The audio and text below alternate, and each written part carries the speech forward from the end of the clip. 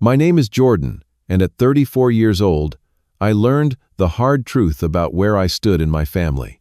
It happened on what should have been a happy occasion, my birthday dinner.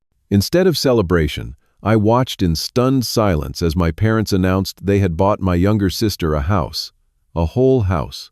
Meanwhile, there was no cake for me, no wrapped gift, not even a simple happy birthday. I left that dinner with nothing but a lottery ticket in my pocket, one I had originally bought to give them.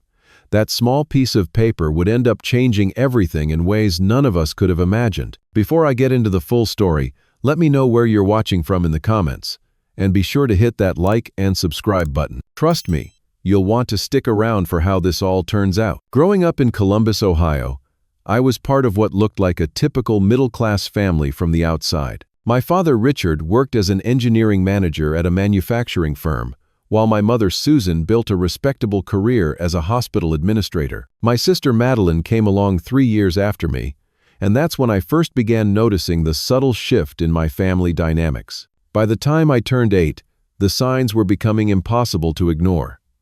When Madeline started taking ballet lessons, my soccer games suddenly became optional for my parents to attend. I still remember scoring the winning goal at a championship match in 6th grade and scanning the sidelines for my parents, only to learn later they had skipped it for Madeline's dance recital, where she was just one of 20 girls in the background. "Your sister needs more support," my mother would explain whenever I questioned the imbalance. "She's more sensitive than you are, Jordan. You're our strong, independent boy." Those words, meant as a compliment, became the justification for years of unequal treatment. Being labeled strong and independent essentially translated to requires less attention and love. Throughout my teenage years, the pattern only intensified. I maintained a straight A average, made honor roll every semester, and even won 2nd place in the state science competition with my project on renewable energy. My parents attended the ceremony, but left immediately after my presentation to make it to Madeline's choir performance, where she was just one voice among many. Christmas mornings told the same story year after year. While I received practical gifts like clothes and school supplies, Madeline unwrapped new electronics, expensive jewelry, and once even a trip to Paris for spring break. When I turned 16, I got driving lessons and access to our old family car. When Madeline reached the same milestone, she received a brand new Honda Civic with a red bow on top. I tried everything to earn equal standing in our family. I pushed myself academically, stayed out of trouble, helped around the house without being asked, and even chose a college close to home partly to remain available for family events. Nothing seemed to change the fundamental dynamic. Madeline was precious and required protection and rewards, while I was expected to fend for myself. After college, I built a career as a software developer, eventually securing a well-paying position at a respectable tech company. I purchased my own modest condo, paid off my student loans, and established financial independence. Meanwhile, Madeline bounced between jobs, never staying anywhere longer than a year, with frequent periods of unemployment where my parents covered her expenses without question. Despite the history, I maintained a relationship with my family. I drove to their house whenever they needed technical help with their computers, changed their smoke detector batteries twice yearly, and was the first person they called when they needed a ride to medical appointments. My parents took these contributions for granted while continuing to fret endlessly about Madeline's well-being and future. Our family birthday tradition was one of the few occasions where I felt somewhat acknowledged. Nothing extravagant, just dinner at a decent restaurant, a store-bought cake, and a modest gift, usually a gift card or a new shirt. The previous year, they had taken me to Olivia's, an Italian restaurant I enjoyed, and presented me with a $100 gift card to a bookstore I frequented. It wasn't much compared to what Madeline typically received, but it was something, an acknowledgement of my existence at least. This year, I had been looking forward to the dinner more than usual.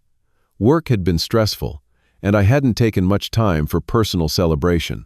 That morning, I had stopped at a gas station and on impulse purchased a $20 Mega Millions lottery ticket, thinking it might be a fun gift for my parents. They occasionally played the lottery themselves and always talked about what they would do if they won.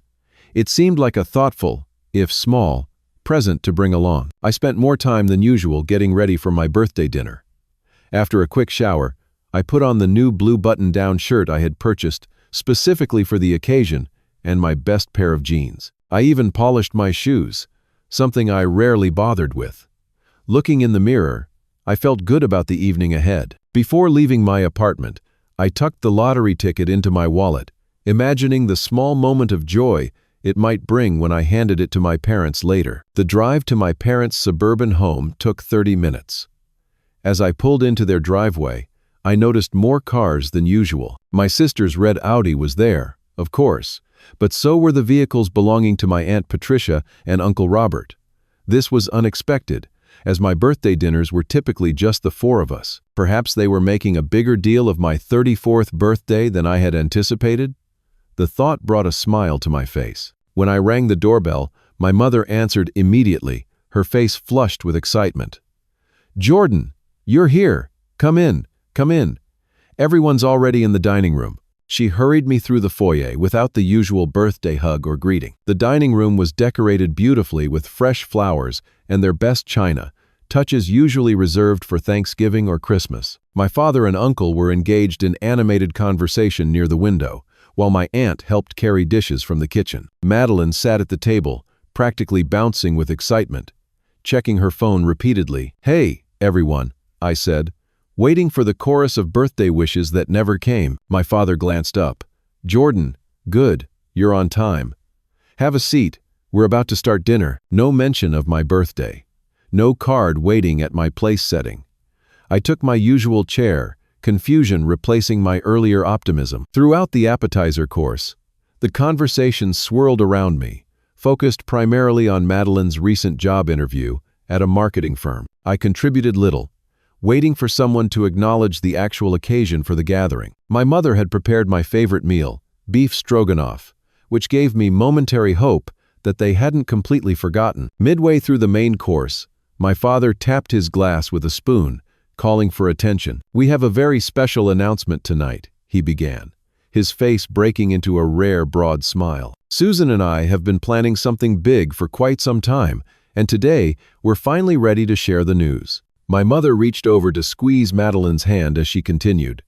"Madeline has been working so hard these past few years, trying to find her path. We've been saving for a long time to help her get established properly." My father stood up and walked to the sideboard, retrieving a large envelope. "Sweetheart, your mother and I are so proud of you. We want you to have the best start in life possible." He handed the envelope to Madeline, whose hands were already shaking. She opened it and pulled out a stack of documents, her eyes widening as she realized what she was looking at. Property papers, deed transfers, mortgage documents. "We bought you a house," my mother announced, tears forming in her eyes. "In Worthington Estates, that neighborhood you always loved." Madeline shrieked with joy, jumping from her chair to embrace our parents. "I can't believe it. My own house.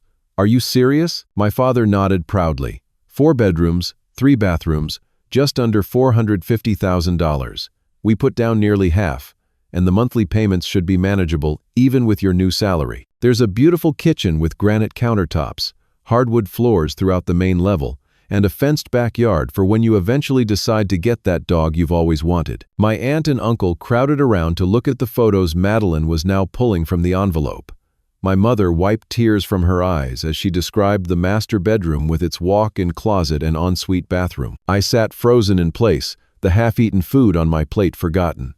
Today was my birthday, my 34th birthday, and not only had no one mentioned it, but the entire evening had been orchestrated to celebrate my sister receiving a house worth nearly $500,000. The dinner progressed with no acknowledgement of my birthday whatsoever. No cake appeared. No card was presented. Not even a casual "oh and happy birthday, Jordan" was tossed my way. Instead, the conversation shifted to paint colors for Madeline's new living room and whether the existing appliances were sufficient or should be upgraded. "What do you think of this sofa for the main room?" Madeline asked, showing me a photo on her phone, completely oblivious to the fact that today was supposed to be about me, not her new furnishings. I mumbled something non-committal, feeling a tightness in my chest that made it difficult to breathe. The lottery ticket in my wallet, That small $20 gift I had planned to give my parents now seemed laughably inadequate and painfully symbolic of the imbalance in our family. As dessert, my mother's famous chocolate mousse was served. I checked my phone and created a fictional work emergency. "I'm sorry, but I have to go," I announced, standing abruptly. "Server crash at work. They need all hands on deck." My mother frowned slightly. "Can't someone else handle it? We haven't even finished dessert." "No, I really have to go. Enjoy the rest of the evening." I moved toward the door, wondering if anyone would follow, if anyone would remember. No one did. My father gave a distracted wave while examining the property tax information for Madeline's new house. My sister barely looked up from the paint swatches she was now spreading across the table. The drive home was a blur of streetlights and suppressed tears. For 34 years, I had made excuses for my parents' behavior. I had told myself that they loved us equally, but just showed it differently. That illusion had been shattered completely tonight. I wasn't just less favored. I was invisible. The week following my birthday disaster passed in a haze of hurt and avoidance. My phone collected a handful of missed calls and texts from my parents, none of which mentioned my birthday or their oversight. The messages were primarily requests for technical help with their home network or questions about when I could come see Madeline's new house. I ignored them all, burying myself in work during the day and mindless television at night. The pain felt physical, a constant ache in my chest that made it difficult to focus on anything else. Sleep became elusive, and when it did come, it was filled with dreams of standing outside a beautiful home, watching my family laugh together through the windows, unable to find the door to join them. On Thursday evening, my friend Marcus stopped by with takeout and beer, concerned by my radio silence. "You look like hell, man," he said bluntly as I let him into my apartment. I gave him a brief overview of the birthday dinner as we ate lukewarm Chinese food on my couch. "So they literally bought your sister a house worth almost $500,000 on your birthday and didn't even acknowledge that it was your birthday? Not even a card?" Marcus asked, his face registering disbelief. "Nothing. Not a word about it being my birthday. They were too busy discussing what color Madeline should paint her new guest bathroom." Marcus shook his head. "That's beyond favoritism, Jordan. That's like you don't even exist to them. Have you ever considered just cutting them off? This isn't healthy." The question hit me harder than expected. Despite everything, the thought of completely severing ties with my family created a hollow feeling in my stomach. They were still my parents, my sister, still my sister. But Marcus wasn't wrong either. The relationship as it stood was damaging my sense of self-worth with every interaction. "I don't know what I'm going to do yet," I admitted, "but I'm definitely taking some space to figure it out." On Saturday morning, 9 days after the birthday dinner, I finally mustered the energy to clean my apartment, which had descended into a state of neglect that matched my emotional state. While sorting through the pile of receipts and loose change on my dresser, I found the lottery ticket still nestled in my wallet where I had placed it before the dinner. My first impulse was to tear it up, a symbolic destruction of my naive belief that my parents might appreciate even a small gift from me.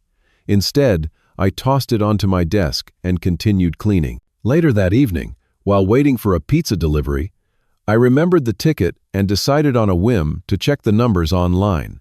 The drawing had happened 3 days earlier, so the results would be available. I pulled up the lottery website and clicked on the Mega Millions results, not expecting anything. The winning numbers appeared on screen: 8, 15, 23, 36, 41, and the Mega Ball, 17. With mild curiosity, I retrieved the ticket from my desk and began comparing numbers.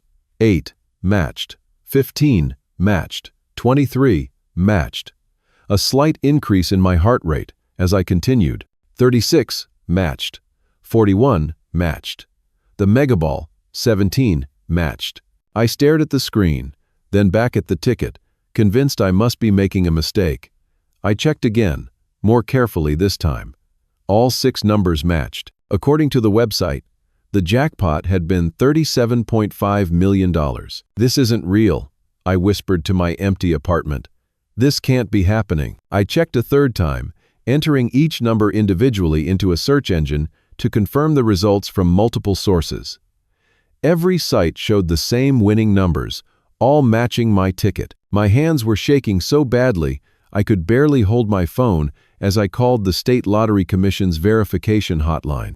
The recorded message informed me that offices were closed until Monday morning, but provided information about claiming prizes. I didn't sleep that night.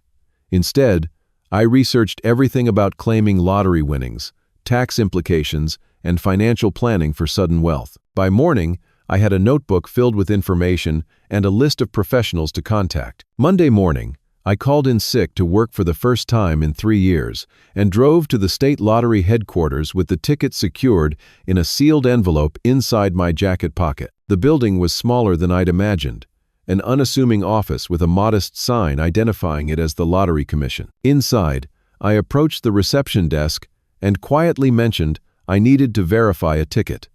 The woman at the desk directed me to a small waiting area, explaining that a validation officer would be with me shortly. 20 minutes later, a middle-aged man in a suit introduced himself as Mr. Peterson and led me to a private office. "So, you believe you have a winning ticket?"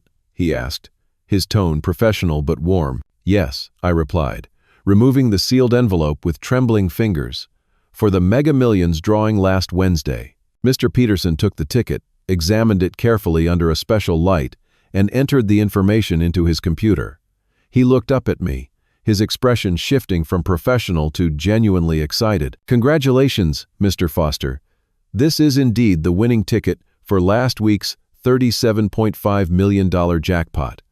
You're our newest millionaire." The next few hours passed in a blur of paperwork, explanations, and advice. I learned I had the option of taking the full amount as an annuity paid over 29 years, or a lump sum of approximately $22.8 million after federal and state taxes. "My strongest advice," Mr. Peterson said as our meeting concluded, "is to tell absolutely no one about your win until you've claimed the prize and consulted with financial and legal professionals. Not family, not friends, not coworkers.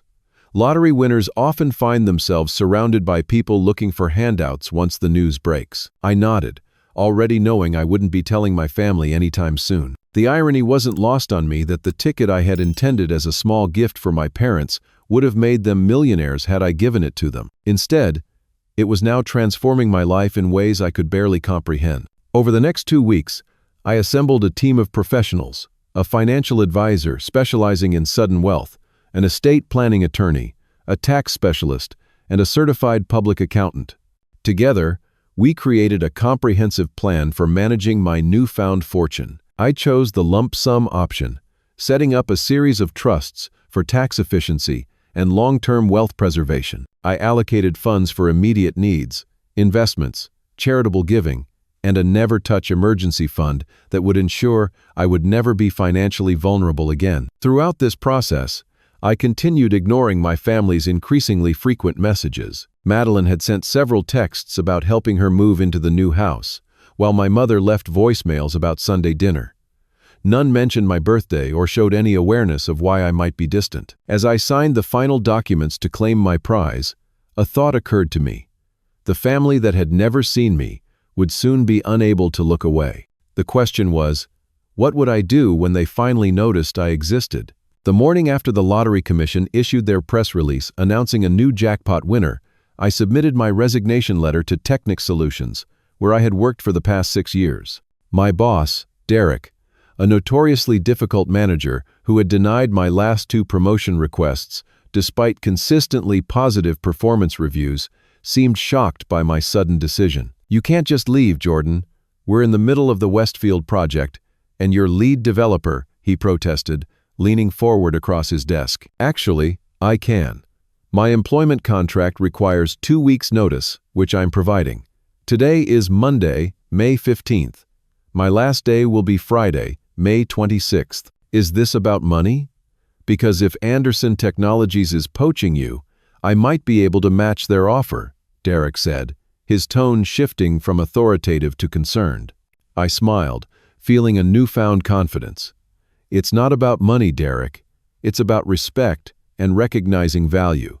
Something I've learned isn't available in certain relationships." I walked out of his office feeling lighter than I had in years, ignoring his calls to return and discuss further. 6 years of accommodating unreasonable demands and accepting inadequate recognition had ended with a single conversation. With my newfound freedom, I began reshaping my life. My financial team had advised against immediate extravagant purchases, but I did allow myself one significant upgrade: a beautiful 3-bedroom house in a quiet neighborhood, purchased for $850,000, paid in full. The irony that it cost nearly double what my parents had spent on Madeline's home wasn't lost on me, though unlike them, I didn't need to announce it to anyone. The house featured a spacious home office, where I began developing the educational technology platform I had conceptualized years ago, but never had the capital to pursue.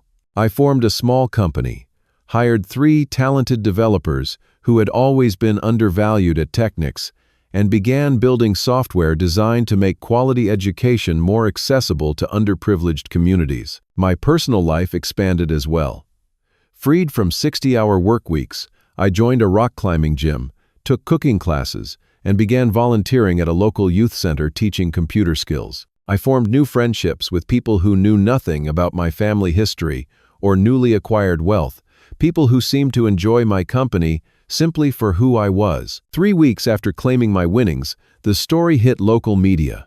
The Columbus Dispatch ran a front-page article with my photograph and the headline, "Local Software Developer Claims $37.5 Million Jackpot." The article included basic details about my background, career, and plans to start a tech education company. Within hours of the newspaper's publication, my phone exploded with notifications. Old high school classmates, distant relatives, and former colleagues suddenly remembered my existence. Among the flood of messages were texts from my mother, father, and sister, all expressing shock and excitement about my amazing news. My mother's voicemail was particularly telling. "Jordan, honey, we just saw the news. Why didn't you tell us? Call us immediately. Your father and I are so excited for you. We have so much to talk about." Not a single mention of my ignored messages from the past month. No acknowledgement of my birthday or their complete dismissal of it.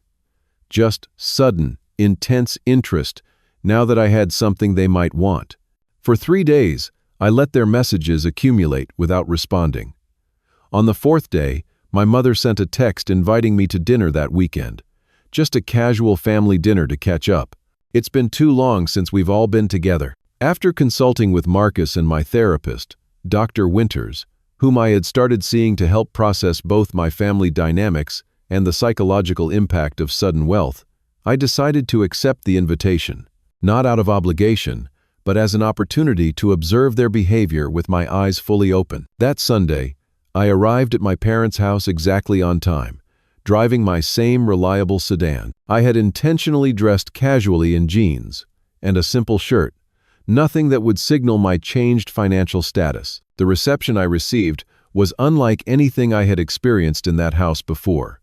My mother practically sprinted to the door, enveloping me in a hug that lasted uncomfortably long. My father, normally reserved with physical affection, clapped me on the back repeatedly, calling me son more times in 5 minutes than he had in the previous 5 years. Madeline hovered nearby, her smile wide and her attention focused entirely on me. "Jordan, you look amazing.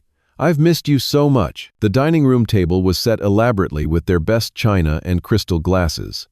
My mother had prepared all my favorite foods, including dishes I hadn't seen since childhood special occasions. A bottle of expensive champagne sat chilling in an ice bucket. "We thought we should celebrate your incredible luck," my father explained, pouring generous glasses for everyone. "A toast to Jordan, our very own millionaire." Throughout dinner, the questions came rapid fire. How much did I actually receive after taxes? Had I quit my job? Was I planning to travel? Buy a new house? What kind of car was I thinking about? Between these transparent inquiries, they peppered in excessive compliments about everything from my appearance to my intelligence. My mother repeatedly touched my arm while mentioning how proud she had always been of my accomplishments. My father suddenly recalled specific details about my school science projects that he had never acknowledged at the time. Midway through dessert, the conversation took the turn I had been expecting. "You know, Jordan," my father began, attempting a casual tone, Your mother and I have been thinking about retirement lately.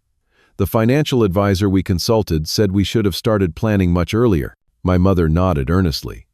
"The medical bills from my knee surgery last year really set us back, too.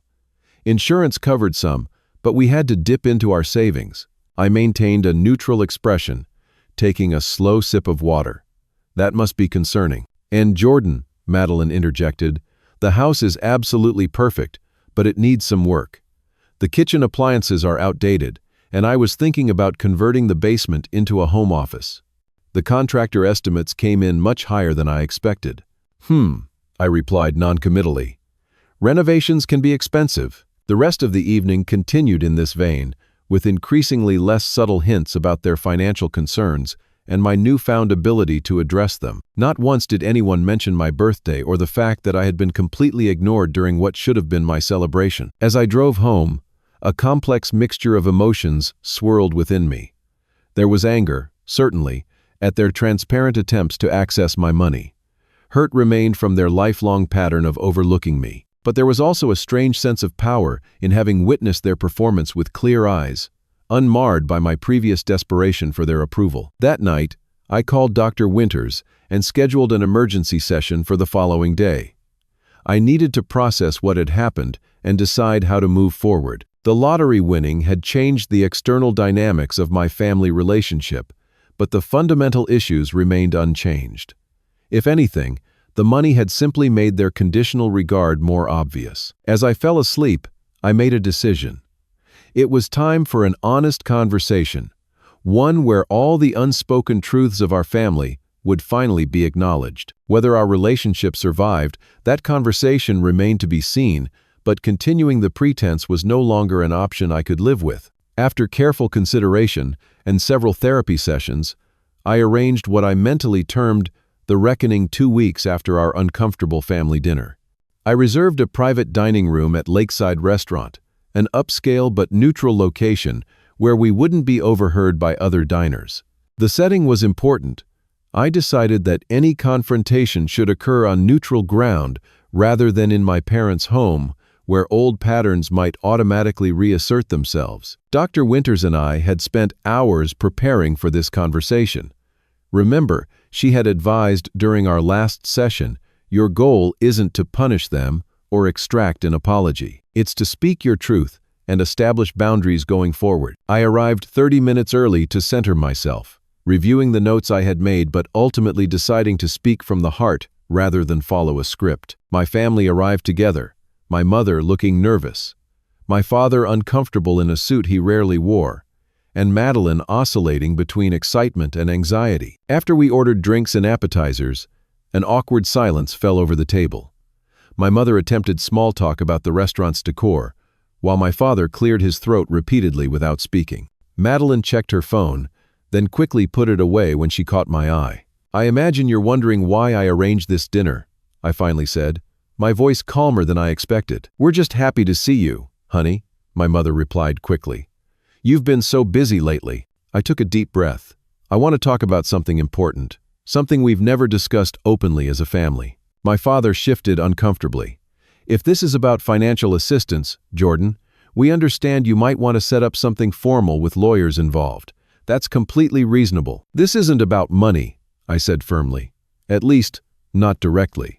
This is about the lottery ticket I had in my pocket the night of my birthday dinner." The confusion on their faces would have been comical under different circumstances. "Your birthday?" my mother asked, her brow furrowing. "What does that have to do with the lottery?" "The winning lottery ticket, the $37 million you've been so interested in discussing lately, was originally purchased as a gift for you and Dad," I explained. Maintaining eye contact with them, "I bought it the morning of my 34th birthday, intending to give it to you during what I thought would be my birthday dinner." A heavy silence fell over the table as they processed this information. But when I arrived that night, it quickly became clear that no one remembered it was my birthday. Instead, the entire evening was dedicated to announcing that you had bought Madeline a $450,000 house. My mother's hand flew to her mouth. "Your birthday was April 17th, she whispered, horror dawning in her eyes. "Yes. The same day, you chose to celebrate buying Madeline a house while completely ignoring my existence." My father's face had drained of color. "Jordan, we didn't realize there was so much going on with the closing date for Madeline's house. This isn't just about one forgotten birthday," I continued, my voice remaining steady. "It's about a lifetime of being overlooked. It's about Christmas mornings where Madeline received electronics and trips while I got socks and school supplies. It's about you attending every one of her performances while missing most of my games and competitions. It's about buying her a new car while I got driving lessons and access to the family's old vehicle." Madeline stared at her plate, unable to meet my eyes. "It's about the fact that I maintained straight as, never got in trouble, built a successful career, and became financially independent, all while being treated as an afterthought in this family. Meanwhile, Madeline has bounced between jobs, relied on your financial support well into adulthood, and been rewarded with a $500,000 house." My father's expression shifted from shame to defensiveness.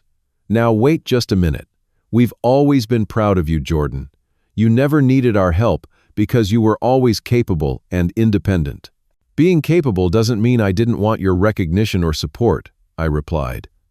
"It doesn't mean I didn't need to feel valued and loved equally." "We do love you equally," my mother protested, tears forming in her eyes. "We've always loved both our children the same." "Your actions have consistently demonstrated otherwise," I said quietly. "Actions speak louder than words, especially now that I have something you want." My father's face flushed with anger. "Is that what this dinner is about? Making us feel guilty so we won't ask for financial help? Because I'll have you know, we supported you through college, put a roof over your head for 18 years. Richard!" My mother placed a restraining hand on his arm. "Stop!" She turned to me, tears now flowing freely. "Jordan, I don't know what to say. I never realized. I never meant to make you feel less loved." "Maybe not consciously," I acknowledged. "But the pattern has been consistent throughout my life." Madeline finally spoke, her voice small. "I never thought about it before, but you're right. They always gave me more, always focused on me more." She looked up, meeting my eyes. I benefited from it without ever questioning it. "I'm sorry, Jordan." My father sat in stony silence for several moments before speaking again. "You were always the strong one," he finally said, his anger deflating. "From the time you were little, you seemed so self-sufficient, so capable of handling anything. Madeline was more emotional, more demanding of attention. So I was punished for being resilient?" I asked. "For not creating problems?" "No, that's not," he began, then stopped. "I suppose, in a way, yes. We took you for granted because you made it easy to do so." My mother wiped her eyes. "Madeline needed more protection, more guidance. You seemed to find your way so naturally. I think we convinced ourselves that our different treatment was about responding to different needs, not favoritism." "The house, though," I pressed. "How do you justify buying her a house on my birthday and not even acknowledging that it was my birthday?" They exchanged glances, genuine shame evident in their expressions. "There's no justification for that," my mother admitted quietly. "It was wrong, and I'm deeply ashamed that we hurt you that way." "The closing date was fixed," my father added, though without his earlier defensiveness. "But that doesn't excuse forgetting your birthday completely. We should have rescheduled the announcement or at least acknowledged your special day alongside it." Madeline reached across the table toward me, though she stopped short of touching my hand. I should have remembered too. I was so excited about the house that I didn't think about anything else. "That's no excuse." I sat back, taking in their responses. The acknowledgement of their behavior was more than I had expected, though it didn't immediately heal decades of hurt. "I need you all to understand something," I said after a moment. "The lottery win isn't the issue here. If I hadn't won, these problems would still exist, but we might never have addressed them. Money didn't create the imbalance in our family. It just made it impossible to ignore." I stood up, needing some space to process the intensity of the conversation. "I'm not making any decisions tonight about our relationship going forward. I need time to think, and I imagine you do too. But I wanted everything out in the open, no more pretending." As I walked out of the private dining room, leaving my stunned family behind, I felt a curious lightness. The conversation hadn't resolved everything, but speaking my truth after decades of silence had loosened something tight and painful within my chest. For the first time, they had seen me, really seen me, and that was its own kind of victory. For 6 weeks, following our confrontation dinner, I maintained limited contact with my family. This wasn't about punishment, but about creating space for genuine reflection and change. During this time, I focused on building aspects of my life that had nothing to do with my family dynamics or my newfound wealth. My tech education startup, AccessLearn, moved from concept to reality. We developed a prototype of our platform designed to provide high-quality STEM education to underserved communities. I hired a small team of passionate educators and developers who shared my vision, finding purpose in creating something meaningful rather than merely profitable. 3 times a week, I met with Dr. Winters, unraveling the complex web of family patterns and learning to validate myself without external approval. Wealth can buy comfort, she reminded me during one session, but it can't buy self-worth. That has to come from within. I cultivated new friendships based on mutual interests and genuine connection rather than obligation or history. Marcus remained a steadfast presence, honest enough to tell me when my perspective became skewed and supportive enough to help me maintain boundaries. The unexpected development during this period was Madeline's evolution.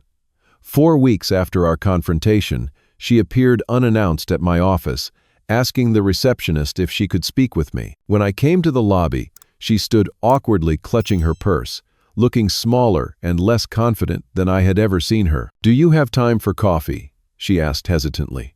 "There are things I need to say to you, and I'd rather not do it here." We walked to a quiet cafe around the corner, ordering drinks and finding a secluded table by the window. For several minutes, Madeline stirred her latte without speaking. "I've been doing a lot of thinking," she finally began. "About our family, about how I've benefited from Mom and Dad's favoritism without ever questioning it or standing up for you." I nodded but remained silent, giving her space to continue. "After our dinner, I couldn't stop replaying memories from our childhood, seeing them from your perspective for the first time." She looked up, meeting my eyes directly. It was painful to recognize how unfair things have been. I started therapy 2 weeks ago to understand why I accepted such preferential treatment as normal and never advocated for my own brother. This admission surprised me. Madeline had always dismissed therapy as unnecessary navel-gazing whenever I had mentioned my own sessions. "I've also started looking for a job," she continued. "A real job, with health insurance and retirement benefits. I found 3 possibilities, and I have interviews next week." "What about the house?" I asked, genuinely curious about her thinking. She sighed. "I'm keeping it for now, but I'm looking into refinancing to take full responsibility for the mortgage. It doesn't feel right to benefit from their favoritism anymore, especially when it came at your expense." Our conversation lasted nearly 3 hours, moving from awkward confessions to genuine dialogue about our shared childhood and the different ways it had shaped us. For the first time, I felt Madeline seeing me as an equal, a fellow adult with valid feelings and experiences, rather than just her older brother who could handle anything. "I can't change the past," she said as we prepared to leave, "but I'd like a chance to build a different kind of relationship going forward, one based on mutual respect and genuine support." "I'd like that too," I replied, surprised to find I meant it. 2 weeks after my coffee with Madeline, a thick envelope arrived in my mail. Inside was a 12-page handwritten letter from my mother, detailing her reflections on her parenting and acknowledging specific instances where she had failed to treat me fairly. The letter was painful to read but represented the most honest communication we had ever shared. "I believed I was responding to your strength," she wrote, when in reality, I was taking advantage of it. "Every child, no matter how capable, deserves to be celebrated and supported equally. I failed you in this fundamental way, and no apology can erase that hurt. Still, I offer my deepest regret and the promise to listen and learn if you're willing to give me that chance." My father's approach was different but equally meaningful in its own way. He showed up at my office one afternoon, visibly uncomfortable but determined. He asked if I would take a walk with him, and as we circled the block, he spoke haltingly about his own father's emotional distance and how he had unwittingly repeated the pattern. "I admired you so much that I forgot to show it," he admitted. "Somehow I convinced myself that not expressing emotion was a way of respecting your independence, when really, It was just my own inability to connect. He mentioned that he and my mother had started attending both individual and couples therapy to address their parenting patterns and communication issues. "It's the hardest thing I've ever done," he confessed. "Harder than engineering school, harder than starting my career. But it's also the most important." The first family gathering after these individual reconnections was tense but markedly different from our previous interactions. We met for a simple lunch at a neighborhood restaurant, no special occasion or announcements. The conversation was sometimes stilted, sometimes surprisingly open, as we all navigated this new territory of honest communication. My mother had brought a small gift, a framed photo she had found of me at 10 years old, holding up a science fair trophy. "I found this while going through old albums," she explained. "I realized we don't have many photos of your achievements displayed in our home, while Madeline's dance recital pictures are everywhere. I'm starting to correct that imbalance." It was a small gesture but indicative of a new awareness. Throughout the meal, I noticed other subtle shifts. My father asking specific questions about my business rather than making generic inquiries, my mother catching herself when she began to dominate the conversation with concerns about Madeline, and Madeline herself deliberately creating space for me to speak rather than assuming center stage. These changes weren't perfect or consistent. Old patterns would emerge, then be recognized and corrected, sometimes with awkward acknowledgments, sometimes with quiet adjustments. It was the awareness that mattered, the willingness to see the dynamics that had been invisible to them for decades. Over the following months, we established a new normal. I joined family gatherings when I wanted to, declined when I needed space, and found my boundaries generally respected. There were setbacks, moments when old patterns reasserted themselves, but these became opportunities for growth rather than causes for silent resentment. Madeline secured a position as a marketing coordinator, her first job with benefits and a clear career path. She invited me to help her set up a budget and financial plan, a reversal of roles that demonstrated her commitment to independence. We began meeting regularly for sibling dinners, building a relationship based on who we were as adults rather than the roles we had played as children. My parents never directly asked for financial assistance, though I eventually chose to help in specific ways. I established a retirement fund for them, structured as a trust, with clear boundaries and professional management. I also covered the cost of their therapy, seeing it as an investment in our family's health rather than a handout. These choices were made from a position of empowerment rather than obligation, with clear boundaries and expectations communicated openly. The money itself was less important than the fact that I was making these decisions based on my own values and desires, rather than their expectations or my need for approval. 6 months after our confrontation dinner, my mother called to discuss Thanksgiving plans. At the end of the conversation, she added quietly, "I want you to know that your father and I are proud of you, Jordan. Not because of the lottery or your business success, but because of who you are, how you've handled everything, including holding us accountable. It took tremendous courage to speak your truth to us, and even more courage to give us a chance to change." Her words weren't a magical resolution to years of hurt, but they represented real growth.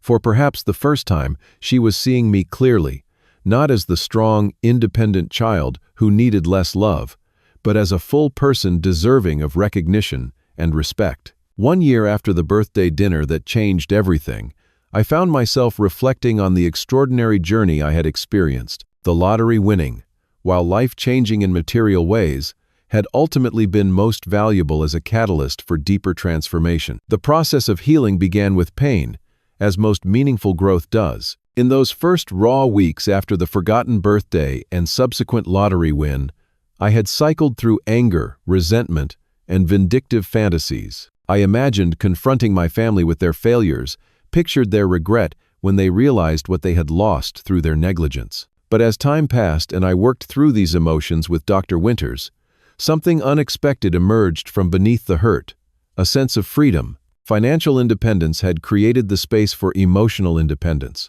releasing me from the desperate need for validation I had carried my entire life. The most valuable thing money gave you wasn't wealth, Dr. Winters observed during one of our final regular sessions. It was the opportunity to define relationships on your own terms, rather than from a place of need. She was right. Before the lottery, I had continued seeking my parents' approval because I still needed to believe they valued me.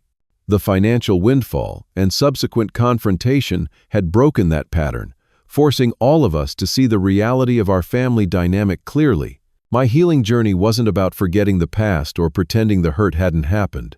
It was about processing the pain without letting it define me, about setting boundaries without building walls. Most importantly, it was about recognizing my own worth, independent of external validation. I built a chosen family of friends who appreciated my genuine self, people like Marcus, who had stood by me through the darkest moments and celebrated my growth. These relationships, based on mutual respect and authentic connection, became the foundation of a support system more reliable than anything I had known before. My relationship with Madeline evolved into something I never could have imagined.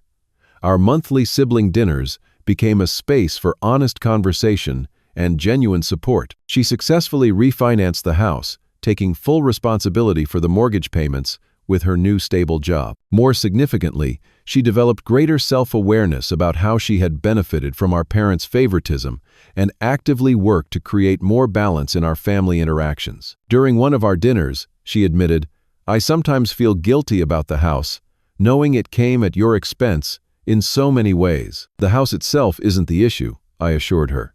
"It was what it represented in our family dynamic. The fact that you recognize that now and are making different choices is what matters." My parents' transformation, while imperfect, showed genuine effort. They continued therapy, individually and as a couple. My father, who had rarely expressed emotion throughout my childhood, now made conscious attempts to verbalize his feelings and show interest in my life. My mother caught herself when old patterns emerged, often apologizing mid-sentence when she realized she was once again centering Madeline in family conversations. The most visible symbol of change came on my 35th birthday. My parents arranged a simple dinner at my favorite restaurant, with just the four of us present. Unlike the elaborate production of Madeline's house announcement, this gathering was modest but meaningful. They presented me with thoughtfully selected gifts, a cake with the correct number of candles, and a card containing messages that acknowledged both the pain of the previous year and their commitment to change. "We can never undo the hurt we caused," my mother said, her eyes shining with unshed tears. "But we want you to know that we see you now, Jordan. We value you not for what you accomplish or provide, but simply for who you are." It wasn't perfect healing, but it was genuine progress. The relationship would always bear the scars of past inequality, but new tissue was forming, healthier, and more resilient than before. As for the lottery winnings, I found that money functioned best as a tool rather than an end in itself. Access Learn, my educational technology company, expanded to serve underprivileged schools across 3 states, providing quality STEM education to students who would otherwise lack access. I established a scholarship foundation for first-generation college students, offering not just financial support, but mentorship and professional networking. I discovered that true wealth existed in creating meaning rather than accumulating possessions. My modest home, comfortable but not ostentatious, provided all the security I needed. I traveled occasionally, invested wisely, and found that financial freedom was most valuable as a means to pursue purpose rather than pleasure alone. Perhaps the most profound lesson came from the lottery ticket itself. That small slip of paper, purchased on a whim as a gift for my parents, would have made them millionaires had I given it to them that night. Instead, their oversight, their failure to acknowledge my birthday, had inadvertently resulted in my financial independence. There was a powerful metaphor in this twist of fate. Their lifelong pattern of taking me for granted had finally rebounded, not as punishment, but as an opportunity for all of us to grow, to see each other more clearly, and to build relationships based on choice rather than obligation. 1 year later, I no longer defined myself by my family's perception or by my bank account. I had learned to validate myself, to set healthy boundaries, and to recognize that genuine connection required honesty rather than accommodation. These lessons, more than the millions in my investment accounts, constituted the true wealth I had gained. Has your family ever made you feel invisible or less valued than a sibling? How did you handle it? Let me know in the comments below. And if this story resonated with you, please like, subscribe, and share it with someone who might need to hear that they deserve to be seen and valued for exactly who they are. Thank you for listening to my journey. And remember that sometimes the most painful experiences can lead to the most profound growth and self-discovery.